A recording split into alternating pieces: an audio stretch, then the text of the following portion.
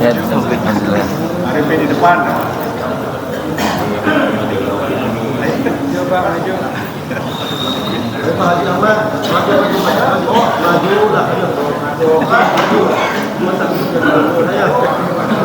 Kalau sedikit namanya pasti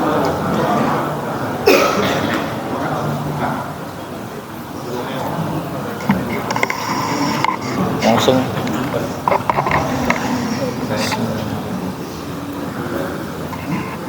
Assalamualaikum warahmatullahi wabarakatuh. Bismillah walhamdulillah.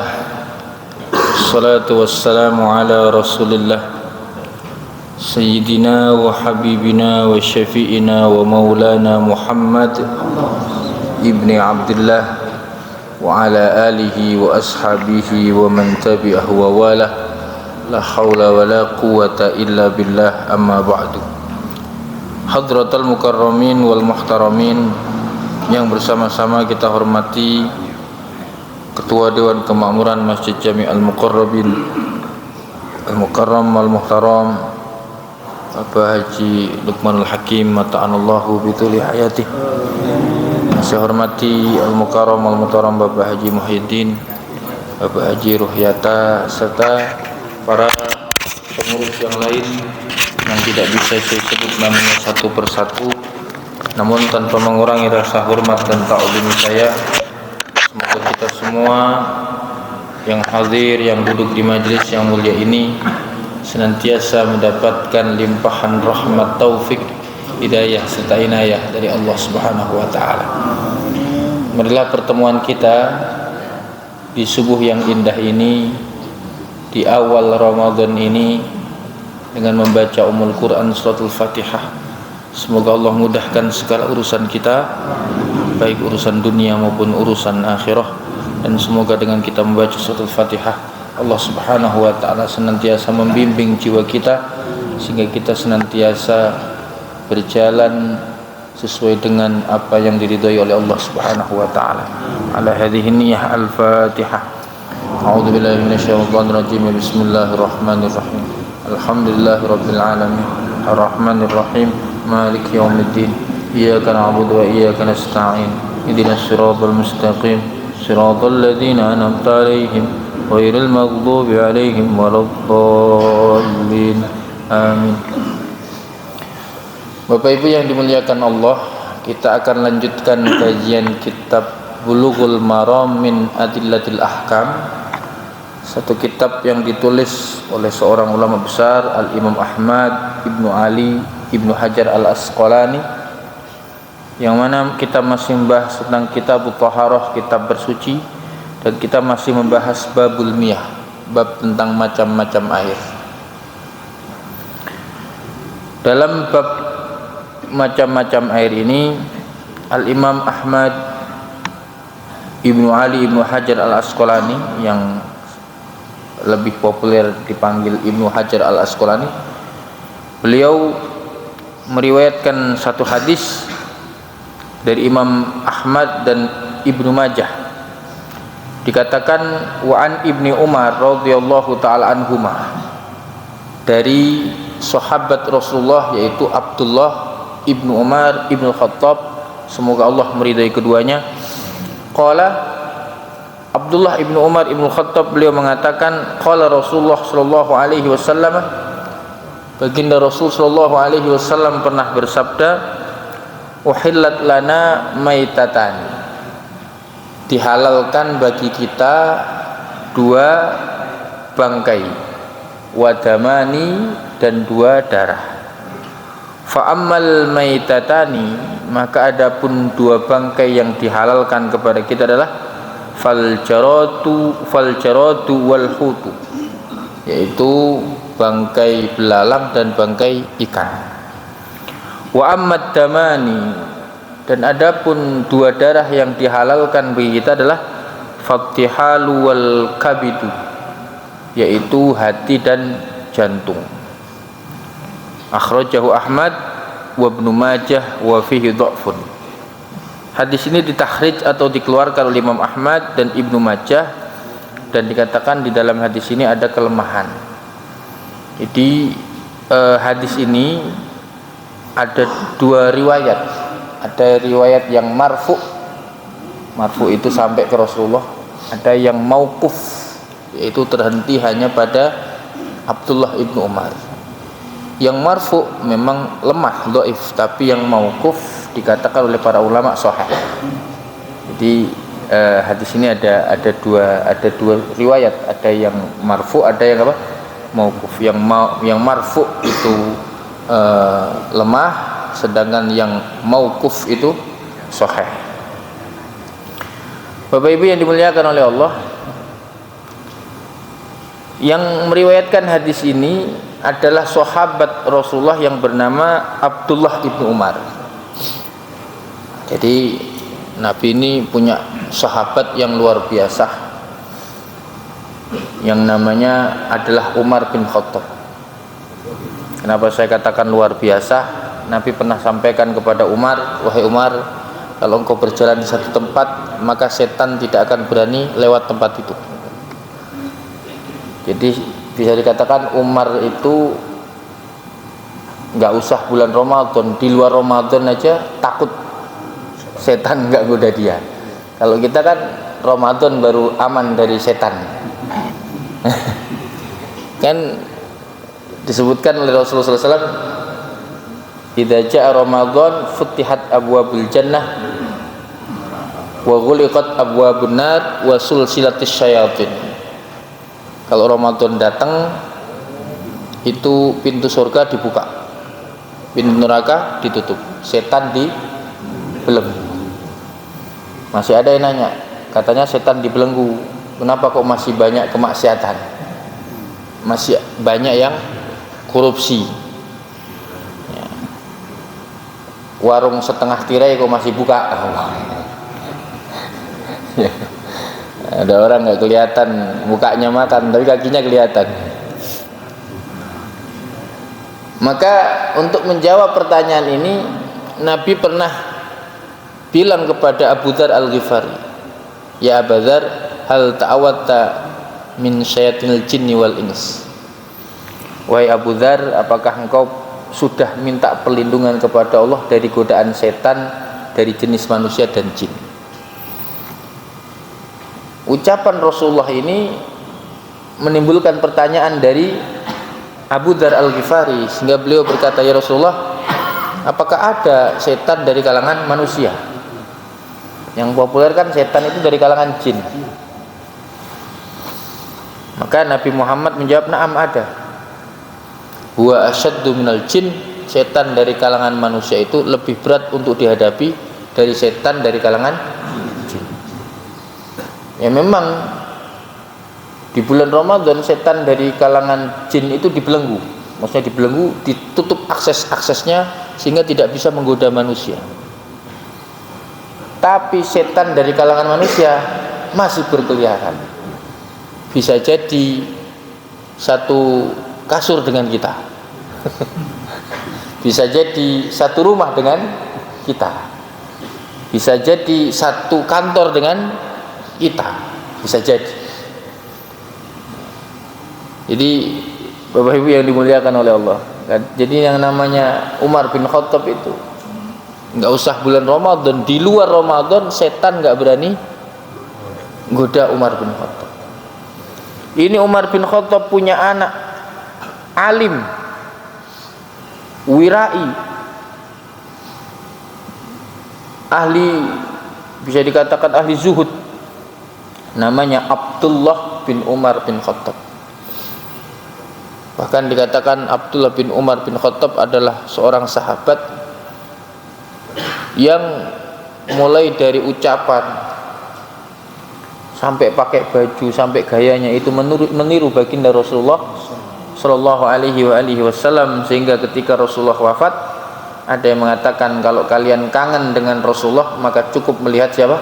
Abdullah ibnu Umar, karena dialah satu-satunya orang yang semua perbuatannya meniru Rasulullah, sampai senyumnya aja niru Nabi, sampai batuk-batuknya itu nyocok-nyocokin dengan Nabi, sampai batuk-batuknya itu Abdullah ibnu Umar ibnu Khattab, luar biasa.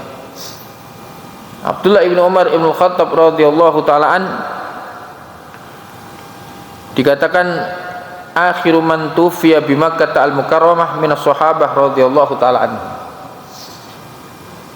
Yang namanya Abdullah ibn Umar ibn Khattab adalah sahabat yang terakhir wafat di Mekah. Beliau wafat tahun 73 Hijriah. Ini luar biasa. Jadi Abdullah bin Umar ibn Khattab ini sahabat yang luar biasa. Beliau punya seorang budak perempuan yang sangat dia cintai, senangi. Namanya Rumaisah. Namanya apa? Rumaisah. Suatu saat Rumaisah ini dimerdekakan oleh Abdullah bin Umar. Idhabi fa anta khurratun liwajhillahi azza wa jalla.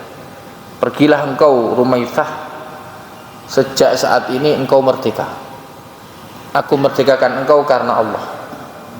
Padahal ini adalah budak yang paling dia cintai. Dari semua harta yang dicintai oleh Abdullah ibn Umar, ya Rumaisah ini. Kenapa dia kemudian memerdekakan budaknya ini? Karena dia ingin mengamalkan walaupun tidak selalu firman Allah surah Ali Imran ayat 92, di mana Allah berfirman, a'udzubillahi minasyaitonir rajim, lan tanal birra hatta tunfiqu mimma tuhibbun. Tidak akan pernah engkau atau kalian itu memperoleh kebaikan hingga kalian berani menginfakkan atau berbagi terhadap apa yang paling kalian cintai. Jadi ketika ayat ini turun, maka Abdullah bin Umar langsung bingung, apa ya yang aku paling cintai? Maka dia langsung tertuju kepada budaknya yang namanya Rumaisah itu. Gak nunggu lama, langsung dia memerdekakan apa? Rumaisah. Karena dia pengen benar-benar mengamalkan firman Allah surah Ali Imran ayat 92 ini. Kira-kira kalau kita yang dengar ayat ini dibacakan, diartikan, kira-kira ada tergerak seperti Abdullah bin Umar apa enggak, Pak? Kira-kira langsung kita mikir, apa yang saya paling cintai? Kayaknya enggak lah. Entar dulu, belum. Bapak Ibu hadirin dan hadirat, masih membahas tentang Abdullah ibnu Umar. Saya membaca satu riwayat bahwa Abdullah ibnu Umar ini adalah orang yang senang menebarkan salam. Karena diantara pesan Nabi kepada para sahabat adalah afsus salam bainakum. Tebarkan salam di antara kalian. Nabi kan pernah bersabda, la tadkhulul jannata hatta tu'min. Kalian itu tidak akan pernah masuk surga hingga kalian apa? Beriman. Wala tu'minu hatta tahabbu.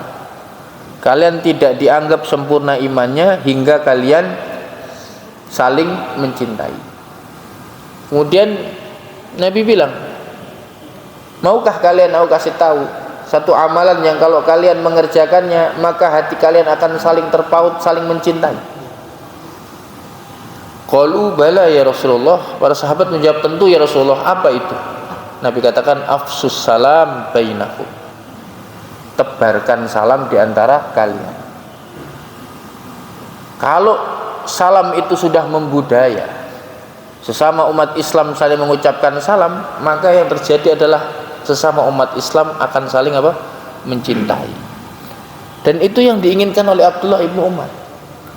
Beliau ingin mencintai dan dicintai. Maka kalau kita membaca riwayat, Abdullah bin Umar itu adalah sahabat yang cenderung menghindari konflik.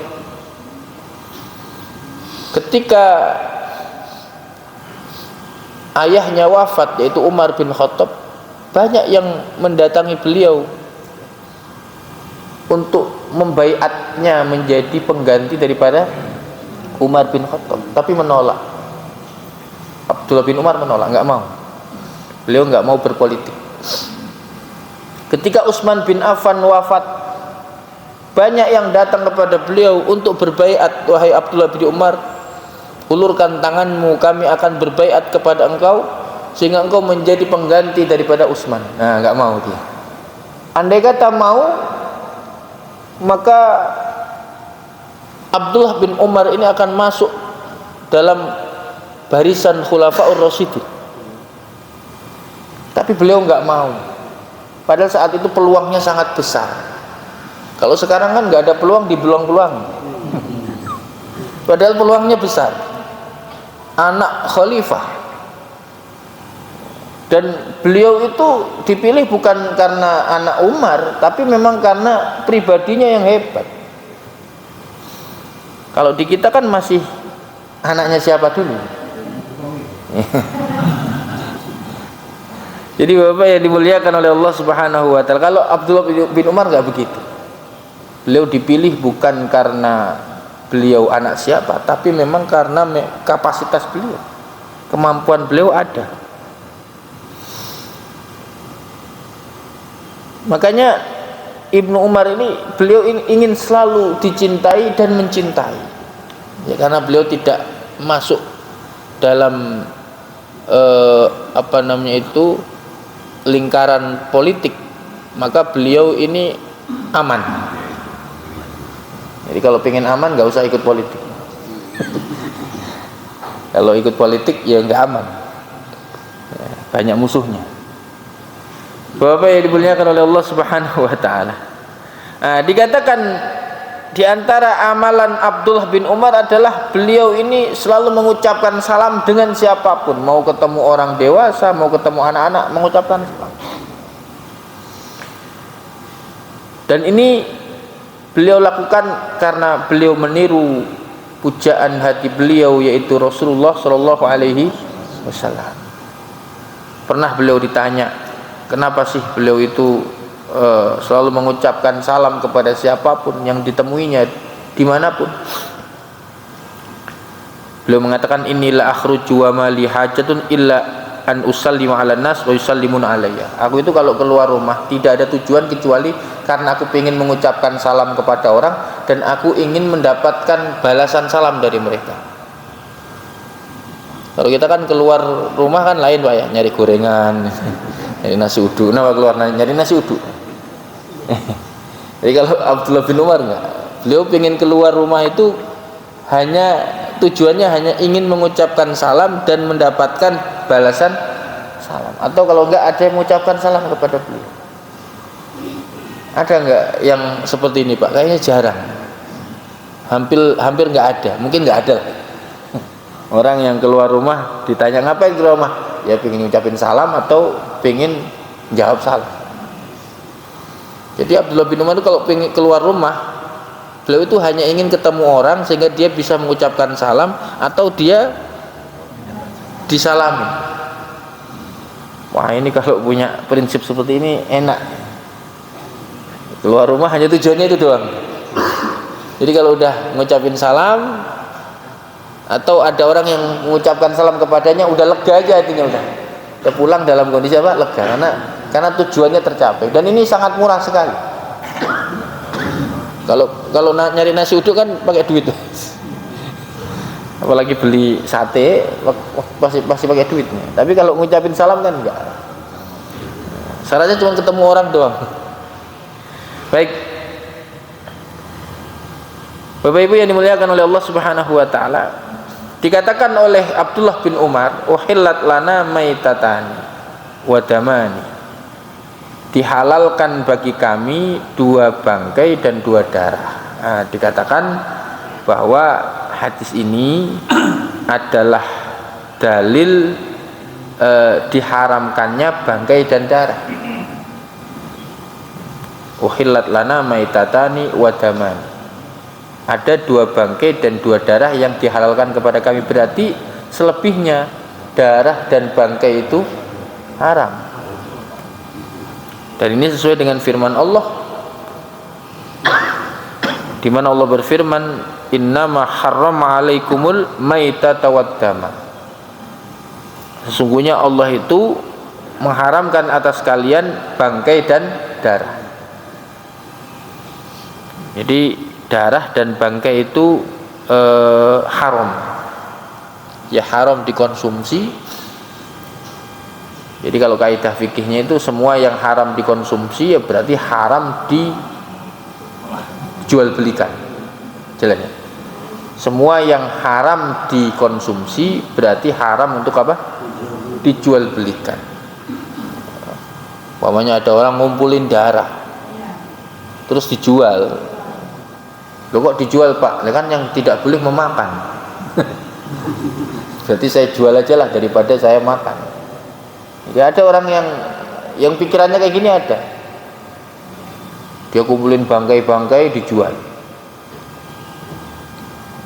Dalilnya gitu. Saya kan nggak makan, saya hanya menjual. Kalau menjual kan boleh, kalau makan nggak boleh. Makanya kaidah fikih mengatakan semua yang haram dimakan, haram ditransaksikan atau dijual belikan. Ya.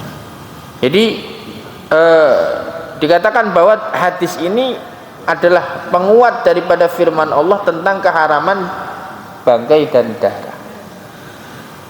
Ya kalau darah kita paham definisi darah. Kalau bangkai itu dikatakan wal maitatu mazalat hayatuha bi ghairi zakatin syar'iyatin. Yang disebut bangkai itu adalah hewan yang mati dengan tidak disembelih sesuai dengan syariat. Jadi hewan yang mati yang matinya itu tidak disembelih sesuai syariat atau disembelih tidak sesuai syariat. Hewan yang mati yang tidak disembelih atau yang disembelih tapi tidak sesuai dengan syariat. Emang dalam penyembelihan itu ada syariatnya? Ya ada. Pertama dilihat dari penyembelih. Penyembelihnya itu harus muslim. Jadi kalau yang nyembelih non muslim maka tidak halal, nggak boleh. Walaupun benar dia dalam penyembelihan itu benar. Yang kedua, hewan yang disembelih. Hewan yang disembelih adalah hewan makulat, hewan yang bisa dimakan. Bagaimana kalau harimau? Walaupun disembelih tetap haram. Anjing disembelih tetap haram, karena kan nggak bisa dimakan. Yang ketiga adalah alat untuk penyembelih. Tidak boleh kuku atau tulang. Jadi Bapak yang dimuliakan oleh Allah Subhanahu wa taala. Selama syarat-syarat tadi terpenuhi, yang nyembelih orang Islam, hewannya adalah hewan yang bisa dimakan. Yang ketiga adalah apa? Alatnya benar. Apalagi yang keempat, saluran makan, saluran apa? Tenggorokannya itu apa? Saluran napas itu, saluran darah, saluran makanan, saluran nafas itu sudah terputus, maka itu yang disebut dengan sesuai syariat, kecuali darurat. Darurat nggak apa-apa. Contoh, ada sapi kurban lari Pak, nggak bisa ditangkap, maka ditembak karena berbahaya. Kalau nggak segera ditangkap berbahaya. Pernah kejadian sapinya harganya cuma 20 juta karena nyeruduk orang jadi 100 juta. Lah kok bisa? Lah ngobatin itu orang. Akhirnya ditembak kepalanya, pas kepalanya, nggak lehernya, kepalanya, mati. Asal yang menembak orang Islam, ketika menembak niatnya adalah menyembelih, maka halal. Darurat. Bahkan dalam kitab fikih itu dicontohkan ada sapi nyemplung ke sumur. Kalau disebut sumur ya kita mikirnya jangan sumur bor yang ada di rumah, nggak muat. Sumur di kampung yang gede-gede, ada sapi masuk ke situ, ditarik nggak bisa. Kalau telat ini bisa kehabisan napas, mati. Maka boleh disembelih dengan cara apa? Ditusuk, terserah ditusuk apanya, ditusuk perutnya, atau yang penting ditusuk. Maka itu sudah masuk kategori penyembelihan darurat. Tidak sesuai kan sebenarnya, tidak sesuai dengan kriteria yang nomor 4 tadi. Tapi kalau dalam kondisi darurat, kaidahnya adalah ad-daruratu tubihul mahdzurat. Sesuatu yang darurat itu memperbolehkan sesuatu yang dilarang. Ya, baik.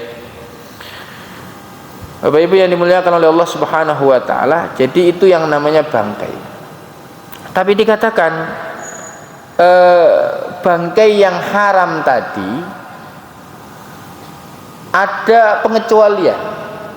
Ada kaidah yang berbunyi kullu syai'in mustasnayat, segala sesuatu itu ada pengecualian. Ada 2 bangkai yang walaupun mati nggak disembelih tetap halal. Bangkai apa itu? Bangkai apa? Belalang dan bangkai ikan. Jadi belalang itu paham Pak belalang ya? Belalang itu halal. Ada seorang sahabat namanya Abdullah ibnu Aufa, beliau mengatakan ghazawna ma'a Rasulullah sallallahu alaihi wasallam sab'a ghazawatin na'kul jarada. Kata Abdullah ibnu Aufa, sahabat Nabi, kami pernah ikut perang bersama Rasulullah sebanyak 7 peperangan. Dan karena waktu itu makanan terbatas, kami selalu makan belalang. Belalang itu nggak usah disembelih. Jadi ya gimana nyembelihnya belalang ya kan, lehernya susah. jadi kata orang ketemu belalang sudah mati ya nggak masalah. Dan dari semua serangga itu hanya belalang yang halal. Selain belalang haram menurut mazhab Syafi'i. Menurut mazhab jangkrik, apalagi itu ulet, itu haram itu. Menurut mazhab Syafi'i. Dan saya baca di dalam kitab Tafsir Al-Manar dikatakan al-hasrat minal khaba'is tastab'iduha at-taba'u as-salimah wa ghairu mustatabah. Jadi serangga itu bahasa Arabnya al-hasyarat, jangkrik, apapun, laron. Dikatakan minal khobais, itu hukumnya haram karena masuk kategori al-khobais. Al-khobais itu ya sesuatu yang buruk. Dalam surat Al-A'raf Allah berfirman wa hillu lahumut thayyibat wa yuharrimu alaihimul khaba'is. Wa yuhillu lahumut thayyibat wa yuharrimu alaihimul khaba'is. Dihalalkan atas mereka yang baik-baik dan diharamkan atas mereka sesuatu yang apa? Buruk-buruk. Nah, jadi serangga itu menurut mazhab Syafi'i itu haram karena al-khaba'is, masuk kategori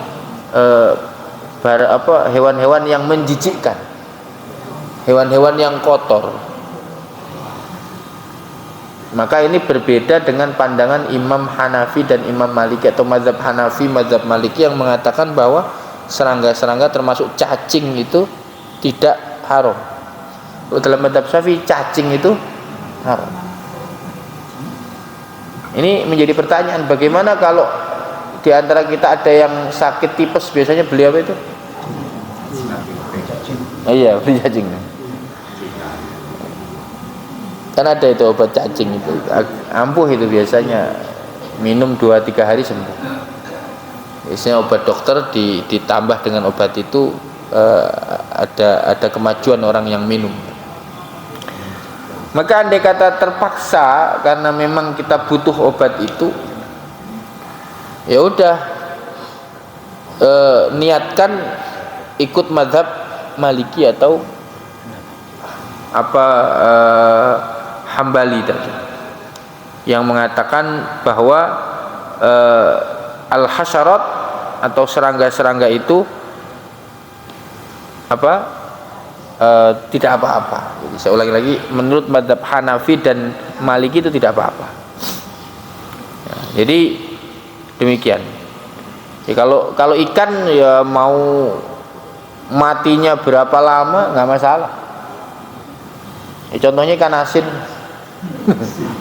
Itu udah berapa lama itu? Ini nggak perlu disembelih. Selanjutnya Bapak Ibu yang dimuliakan oleh Allah, wadamani, dan dua darah. Yang dimaksud dua darah itu adalah hati dan jantung. Jadi hati dan jantung. Jadi kalau orang itu mengumpulkan darah, jadi apa namanya? Dedeh kalau di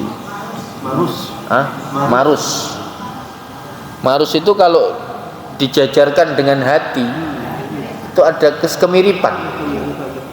Ada kemiripan. Jadi marus itu kan darah yang mengental karena mungkin airnya sudah habis, dia tinggal darahnya. Itu kalau disandingkan dengan hati itu, apalagi dipotong-potong, kadang-kadang kita sulit membedakan mana hati, mana marus. Maka kalau hati itu halal, tapi kalau marus haram. Termasuk jantung itu halal. Jantung kan tempat memompa darah, itu halal, jadi nggak apa-apa. Yang suka jeroan makan hati, makan jantung boleh, asal nggak punya penyakit apa itu namanya, kolesterol. Bapak Ibu hadirin dan hadirat yang dimuliakan oleh Allah, dikatakan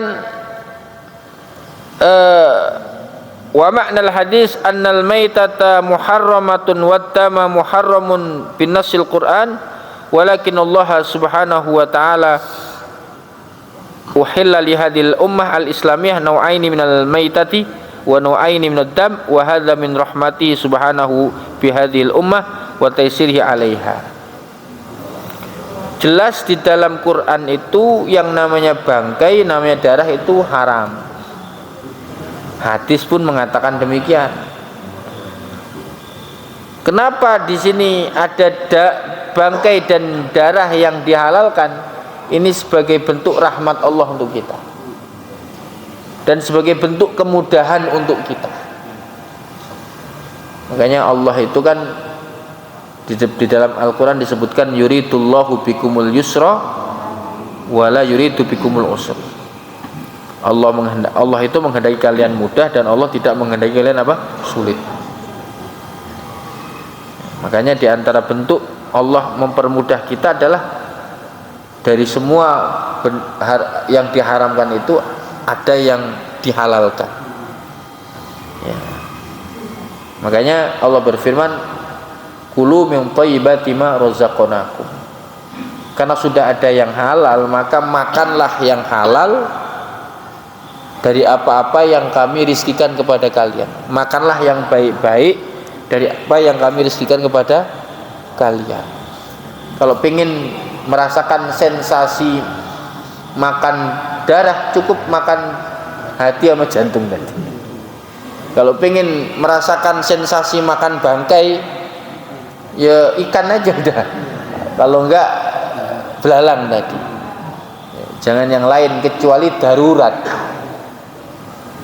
Ada orang udah darurat banget, kayak saudara-saudara kita yang ada di Palestina, nggak ada apa-apa, adanya anjing, ya nggak apa-apa, timpuk aja anjing, dia makan. Nggak ada apa-apa, adanya babi, ya udah timpuk aja babi, makan tuh babi. Bahkan dalam kondisi darurat, ya sesuatu yang haram, bahkan saya pernah baca termasuk bangkai manusia andai kata darurat boleh dimakan. Karena kalau sudah terlalu apa? Terlalu darurat. Ya.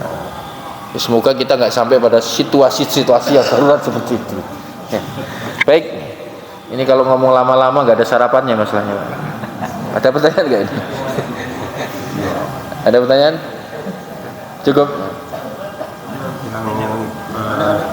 Iya. Haram Monggo. bangkai darah itu haram dijual belikan.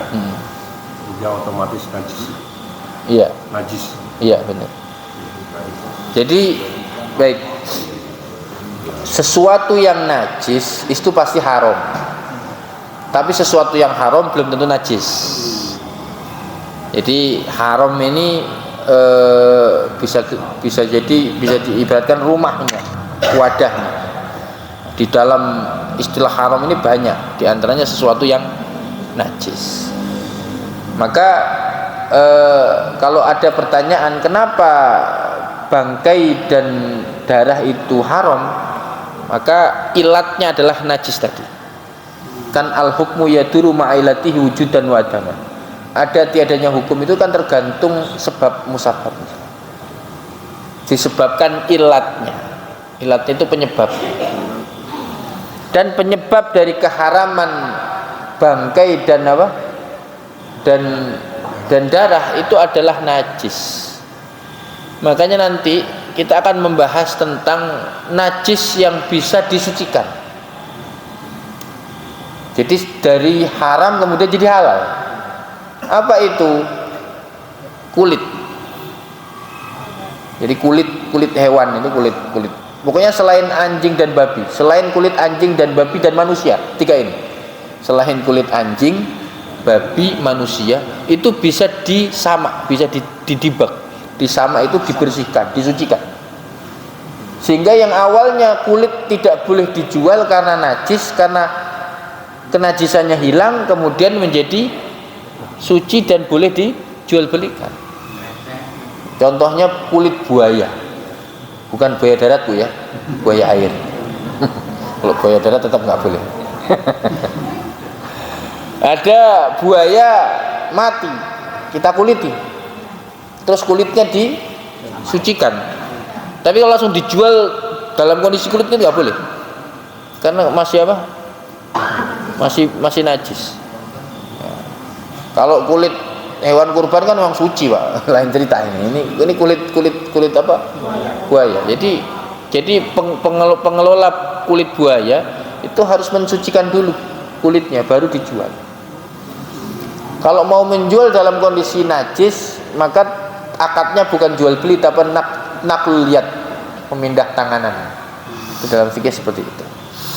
Jadi ilat daripada penyebab daripada keharaman menjual apa tadi?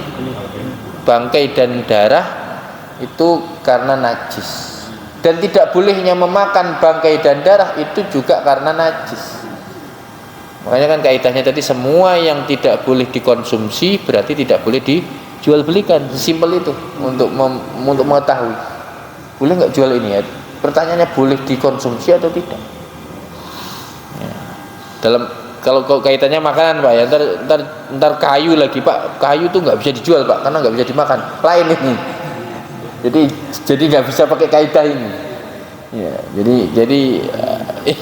jadi dalam konteks makanan, sesemua yang tidak bisa dimakan, tidak bisa dikonsumsi, tidak bisa apa? Dijual belikan. Jadi sesuai dengan yang disampaikan oleh Pak Haji Muhyiddin tadi, bahwa hubungan keharaman atau ketidakbolehan menjual belikan bangkai dan darah itu karena berkaitan dengan apa? Najis tadi. Baik, monggo Pak, silakan ada pertanyaan. Assalamualaikum warahmatullahi wabarakatuh. Waalaikumsalam warahmatullahi wabarakatuh. Sedikit di dalam melaksanakan saum boleh tidak kita bersiwak. Itu saja. Terima kasih. Baik.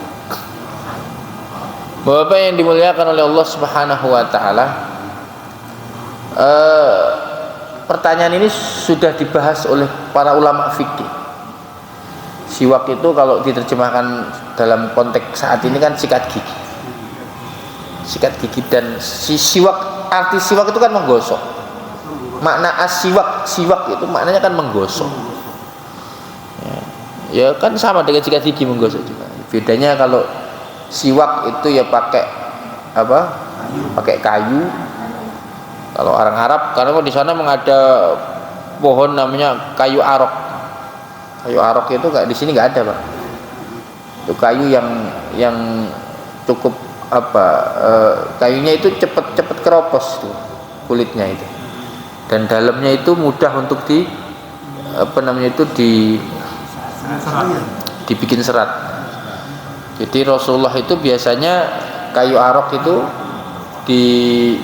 dibuang kulitnya, jadi nggak langsung semua, pucuknya dulu, kemudian digejek kemudian dihaluskan, kemudian dipakai siwak. Jadi cara bersiwak itu seperti itu. Karena masih ada cara bersiwak yang salah. Satu gelondongan dibuat begini. Lah itu ya nggak habis-habis. Biasanya kalau siwak seperti yang Nabi contohkan itu, kalau sudah nggak enak itu dipotong, terus kulitnya dibuang lagi, terus digecek lagi, terus dilembutin lagi, buat begini lagi, terus sampai habis. Ya paling beberapa hari habis itu. Tapi kalau yang gelondongan tadi mau setahun 2 tahun ya nggak habis, Pak. Iya, bukannya bersih giginya ya. malah parah. Jadi ada yang salah dalam pemakaian apa? Siwak. Nah, dulu dibahas oleh para ulama. Jadi menyikat gigi itu disamakan dengan madmadah. Madmadah itu berkumur. Apa hukumnya berkumur pada saat dalam kondisi puasa? Jumhurul ulama, mayoritas ulama mengatakan kalau sebelum duhur itu sunnah, tapi kalau setelah duhur itu makruh. Tapi kata Imam Nawawi, nggak ada makruh-makruhan, nggak ada, tetap sunnah aja. Karena apa ya, Nabi mencontohkan begitu. Apa yang Nabi contohnya tetap sunnah, nggak bisa jadi makruh. Apa yang Nabi contohkan itu tetap sunnah, nggak bisa kemudian berubah menjadi makruh. Para ulama menghukumi makruh karena syaddud dari'ah. Kalau menurut kaidah fikih namanya syaddud dari'ah. Melakukan ini adalah upaya mengantisipasi, apa kalau bahasa ini, preventif, tindakan apa? Pencegahan. Khawatirnya orang berkumur itu kalau setelah duhur itu yang setengah dikeluarin, yang setengah ditelan. Nah, itu untuk mencegah perbuatan ini, makanya ulama mengatakan apa? Makruh. Termasuk sama dengan madmadah ini atau berkumur ini adalah siwak tadi atau sikat gigi. Jadi menurut mayoritas ulama ya kalau setelah ukurannya duhur, kalau setelah duhur itu makruh. Kalau sebelum duhur nggak apa-apa, karena biasanya kalau belum duhur orang belum lapar. Mulai lapar itu setelah duhur. Kalau sekarang belum lapar, belum. Apalagi sahurnya tadi banyak. Tapi nanti biasanya duhur itu, masya Allah, itu nyium iya, kalau buat nyuci piring sunlight itu udah kayak baunya udah kayak sirup. Jadi kayak gitu. Jelas aja ya. Baik, silakan. Waalaikumsalam warahmatullahi wabarakatuh. Dalam Islam untuk menyebarkan salam itu sangat dianjurkan. Bagaimana Pak Ustaz kalau kita memberikan salam kepada seseorang kemudian orang itu tidak menjawab? Itu satu. Kedua, di dalam memberikan salam ada yang hanya mengatakan Assalamualaikum warahmatullahi wabarakatuh. Itu yang sah itu sebenarnya Assalamualaikum warahmatullahi wabarakatuh. Apakah kalau orang mengatakan Assalamualaikum warahmatullahi wabarakatuh itu sah atau tidak itu? Itu aja Ustaz. Gimana? Assalamualaikum. Salam tidak pakai itu kan Assalamualaikum warahmatullahi wabarakatuh. Ah. Kalau ucapan yang hanya Assalamualaikum warahmatullahi wabarakatuh itu sah atau tidak? Ada alifnya ini. Oh, nggak ada alnya. Alifnya tidak ada. Harusnya ada Assalamualaikum. Ya baik. Terima kasih Pak Ustaz. Ya baik. Jadi saya lupa nama sahabatnya itu. Lupa saya namanya. Jadi pada saat terjadi perang Tabuk,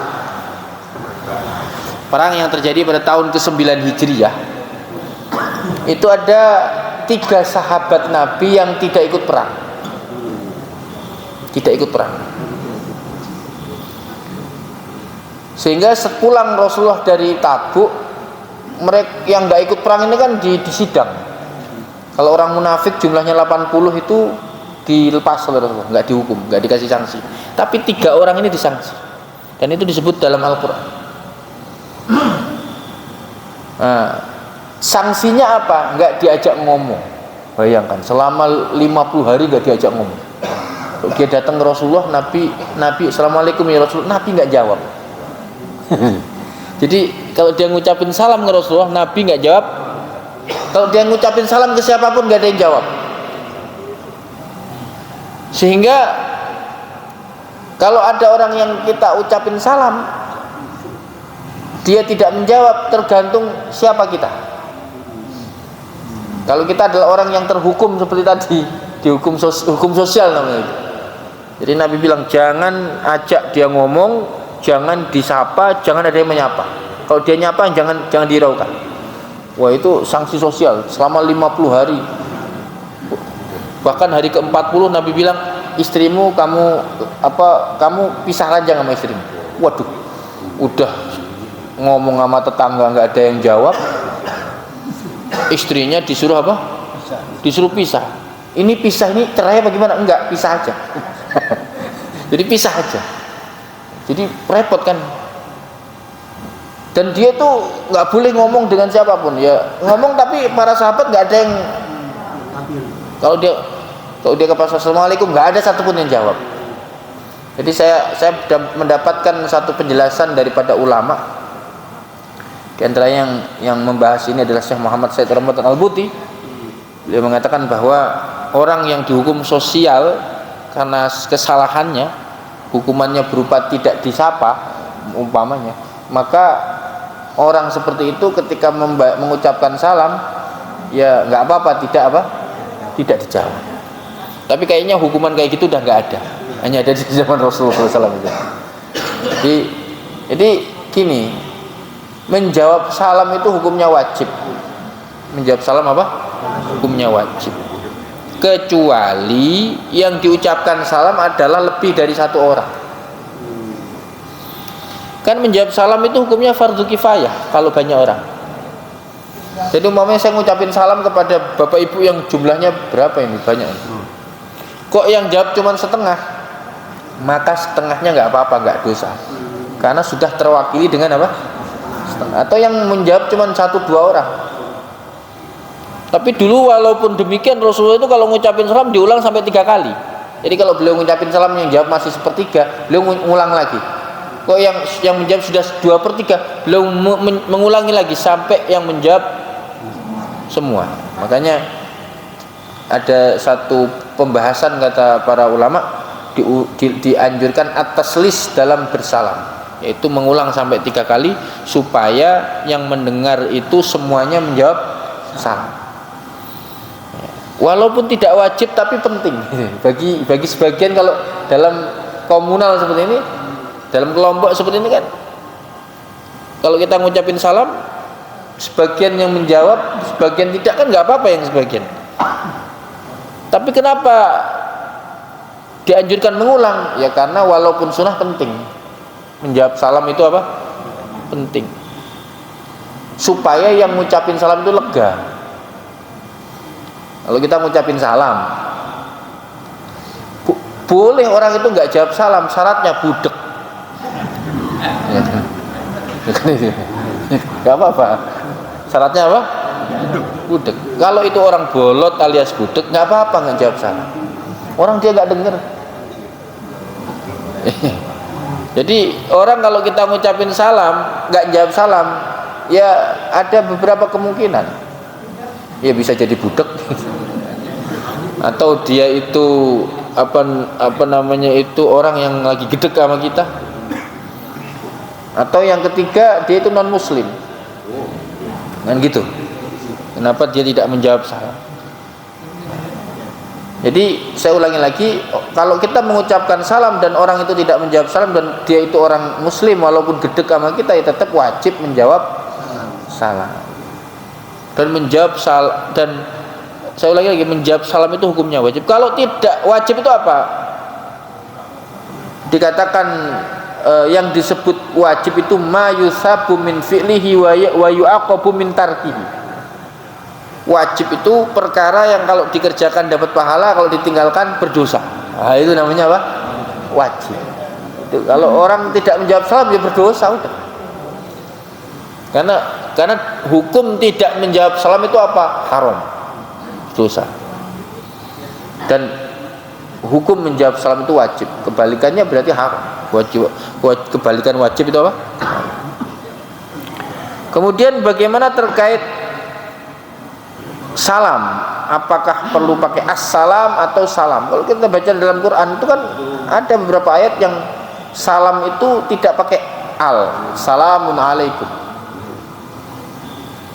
Banyak ada beberapa ayat dalam Quran sehingga para ulama mengatakan ya boleh kita menggunakan al ta'rif jadi assalamu alaikum, atau tidak menggunakan al ta'rif salamun alaikum.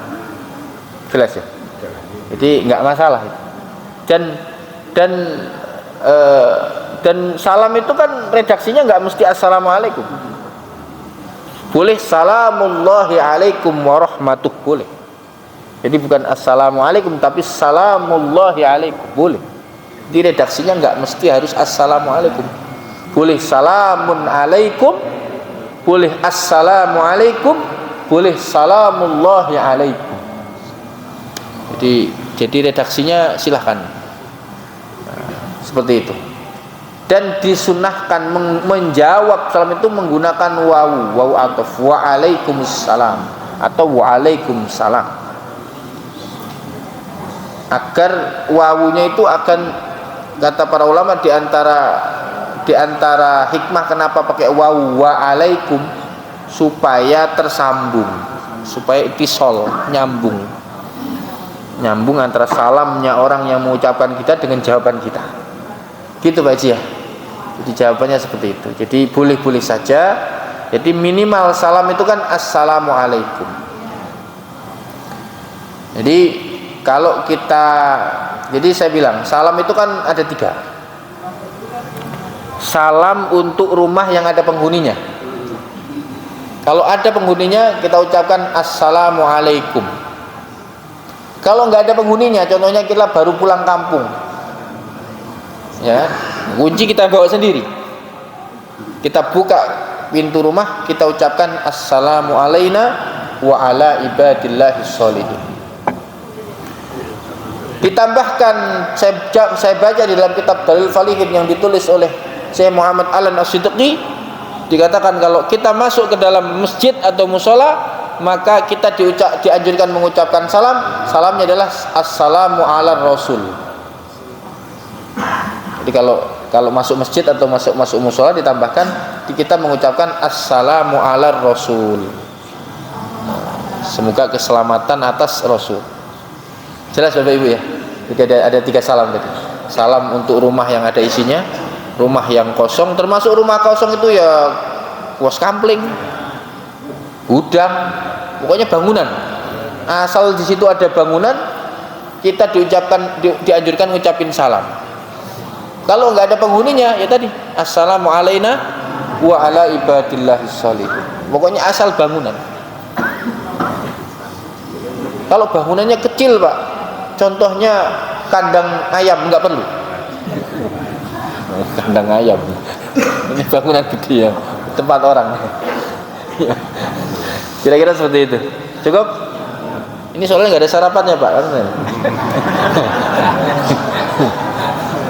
Mungkin hanya ini yang bisa saya sampaikan. Nggak ada pertanyaan ya?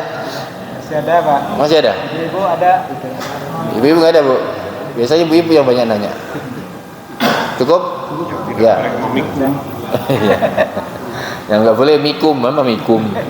Mikum apa artinya mikum itu? Mikum? Nggak ada. Baik, semoga bermanfaat. Biasanya kalau puasa hari pertama sampai 10 hari itu kita masih seger, Pak. Biasanya 10 hari kedua itu udah mulai lemes itu. 10 hari ketiga itu biasanya udah banyak yang mulai pura-pura puasa itu.